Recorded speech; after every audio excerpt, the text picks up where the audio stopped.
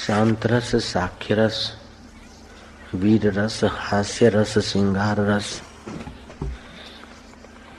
लेकिन भक्ति के आचार्यों ने कहा कि इन सब में प्रेम रस का ही प्राधान्य है। प्रेम रस ही अनेक रूप होकर दिखता है। भक्ति के विघ्न है आलस्य, अनुसंधान, त्याग, संसारी भोगी वासना वाले व्यक्तियों का संग। ये भक्ति के रस को क्षीण करने वाला है। 5 बातें भक्त अपने जीवन में से निकालकर फेंकने में लगते हैं। उनकी भक्ति, प्रेम भक्ति उभरती है, दृढ़ होती है, नित्य नवीन रस प्रदान करती है। तत्व ज्ञान से शांत रस में स्थिति होती है। भक्ति भाव से प्रेम रस नित्य नवीन उभरता है। 5 बातें भक्तों को नहीं सुहाती, अपने जीवन से निकाल कर फेंकते। एक तो ईर्ष्या वृत्ति। ईर्ष्या वृत्ति करेंगे तो प्रेमावृत्ति क्षीण होगी। अपने चित्त से ईर्ष्या को निकाल के फेंके। दूसरा, घृणा को निकाल दें। ईर्ष्या को निकालेंगे, प्रेम घृणा को निकालेंगे तो प्रेमावृत्ति भक्ति की पुष्ट होगी। भय को भी निकाल दें। ऐसा नहीं करेंगे तो फलाना क्या कहेगा, ऐसा नहीं खाएंगे तो फलाना क्या करेगा, ऐसा व्यवहार नहीं करेंगे तो फलानी रूठ जाएगी, फलाना रूठ जाएगा। भक्ति के रास्ते जाना है तो थोड़ा हिम्मत भी जुटानी पड़ती है। ईर्ष्या, घृणा, भय। चौथी बात है लज्जा। मीरा अगर लज्जा में रहती तो नाच नहीं पाती, प्रेमावृत्ति को उभार नहीं पाती। लोग क्या कहेंगे इस बात में अगर शबरी अटकी रहती तो भक्ति रस का आस्वादन नहीं कर पाती, भगवान को खींच नहीं पाती, भगवत तत्व ज्ञान उभार नहीं पाती। घृणा, भय, ईर्ष्या, लज्जा और निंदा वृत्ति। निंदा न करे न सुने। निंदा करने सुनने से भी शांत रस हो चाहे प्रेम रस हो क्षीण होता है। इसलिए निंदा नहीं करनी चाहिए। 5 बातों को निकाल कर फेंक दें। ईर्ष्या, घृणा, भय, लज्जा और निंदा, झगड़ाबाजी। तो फिर प्रेम रस प्रकट होगा। वो नित्य नवीन रस होता है। लज्जा वृत्ति आ जाए तो मन को समझाना चाहिए कि हटा सकता नहीं कोई दुनिया की जबानों को, हटा सकता नहीं कोई दुनिया की जबानों को। यह हानि लाभ यश अपयश तेरी भक्ति बढ़ाते हैं। हटा सकता नहीं कोई दुनिया की जबानों को। ये हानि लाभ यश अपयश तेरी भक्ति को बढ़ाते हैं। अगर इल्म में सच्चाई है तो कोई क्या बिगाड़ेगा।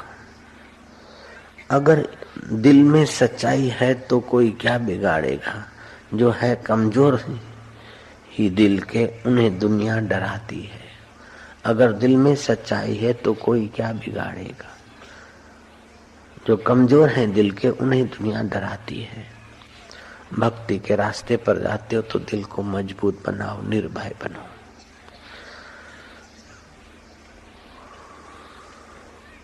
बुद्ध कहते हैं कि संसार के भोग की इच्छा मात्रम अविद्या। शास्त्र कहते हैं यत्र तत्र मनः विक्षेप तत्र तत्र प्रपंचो। जहां जहां मन के फुरने उभरे वहां वहां प्रपंच, वहां वहां भय, ईर्ष्या, ये वो।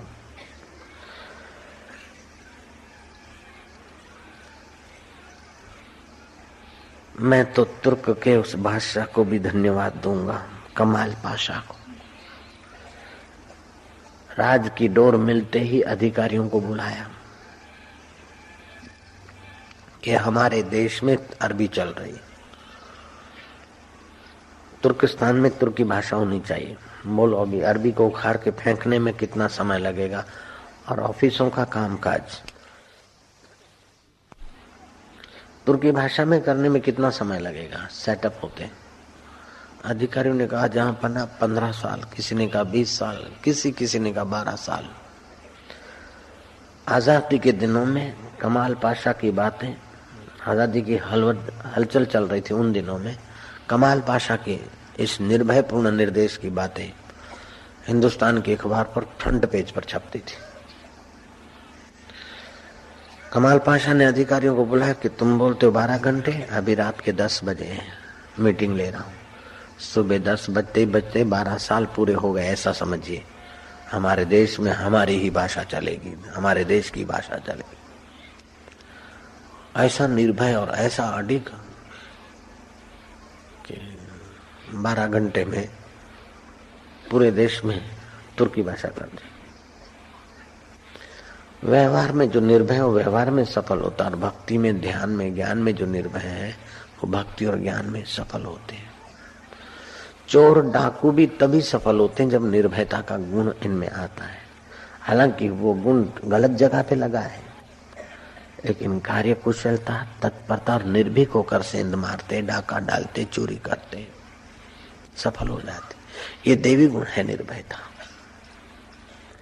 भले इसका दुरुपयोग का परिणाम भले बुरा है, लेकिन सफलता वही देता है।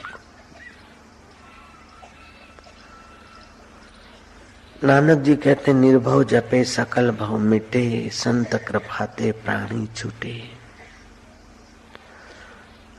अगर भक्ति रस का रसा स्वाद लेना है, विकारों के आकर्षण से जान छुड़ाना है, दुखों से और परेशानियों से अपना पिंड छुड़ाना है, तो 8 बातों पर ध्यान देना बड़ा हितकारी है। नाम जप में रुचि कर दे।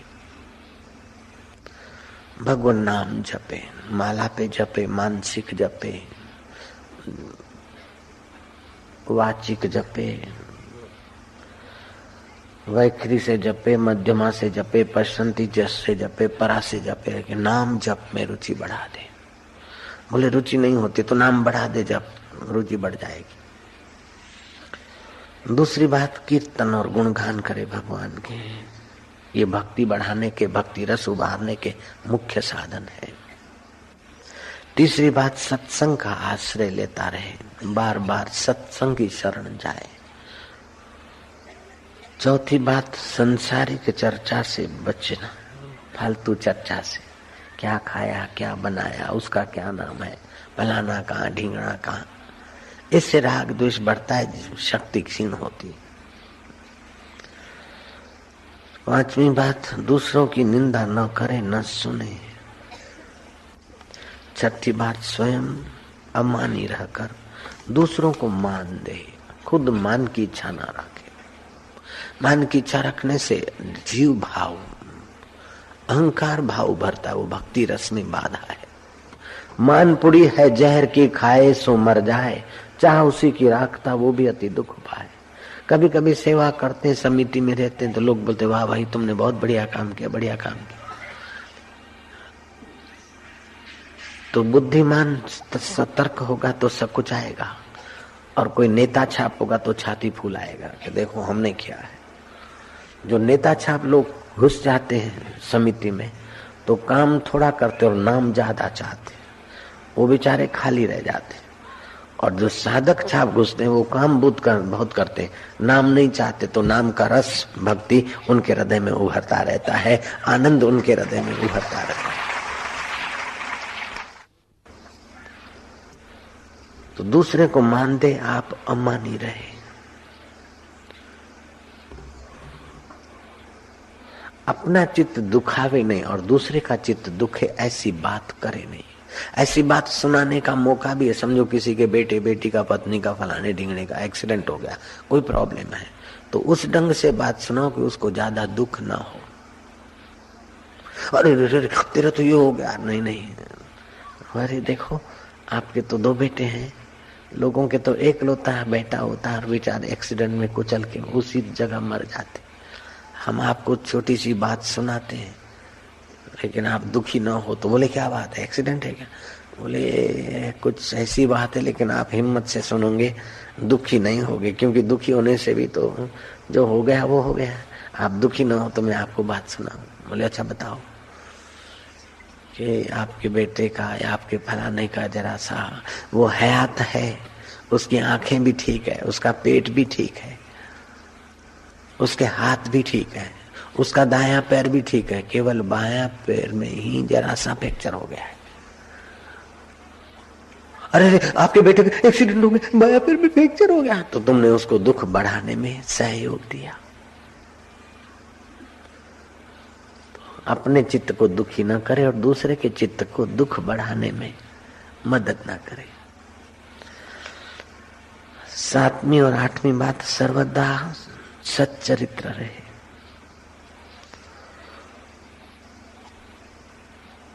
और सत्य स्वरूप में गोता मारने का अभ्यास करे, कि भक्ति रस उभरेगा। भक्ति सुख के आगे दुनिया के वैभव कुछ माना नहीं रखते। शांत रस, सौम्य रस, जो भी रस है वो भगवान के उस सत्य चित्त और आनंद स्वभाव के हैं। इसीलिए परमात्मा का नाम उच्चारण करते साधु लोग सच्चिदानंद।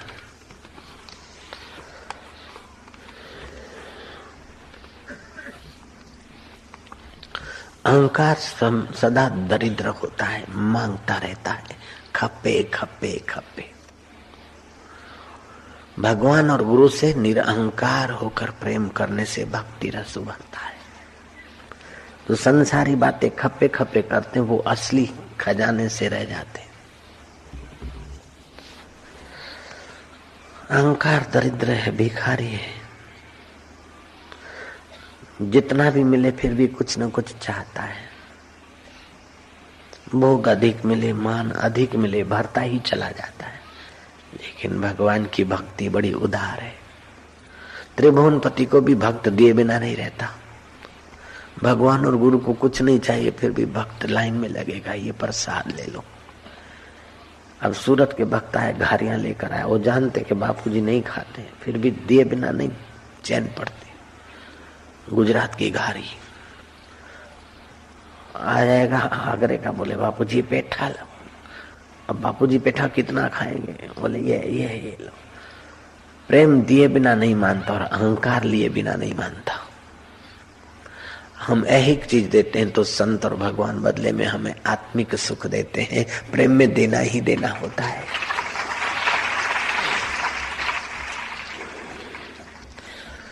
अहंकार को अगर ये दुनिया मिल भी जाए तो क्या, ये दुनिया अगर मिल भी जाए तो क्या है, कोई दिन में तारे दिखा दे तो क्या है, ये महले, ये तख्तों, ये ताजों की दुनिया, ये दौलत के भूखे रिवाजों की दुनिया, ये दुनिया अगर मिल भी जाए तो क्या है, कोई दिन में तारे दिखा दे तो क्या है। मन को समझाना चाहिए। अगर भक्ति रस का सुख लेना हो, माधुर्य लेना हो तो हकीकत के दुश्मन समाजों की दुनिया, हकीकत के दुश्मन समाजों की दुनिया, ये दुनिया मिल भी जाए तो क्या है। हर एक जिस्म के साथ ही मौत चलती है, हर एक जिस्म के साथ ही मौत चलती है। ये बढ़ती जवानी अभी देखो ढलती है, जहाँ है खुशियाँ वहीं आहें निकलती है। ये दुनिया अगर मिल जाए तो क्या है, कोई दिन में तारे दिखा दे तो क्या है।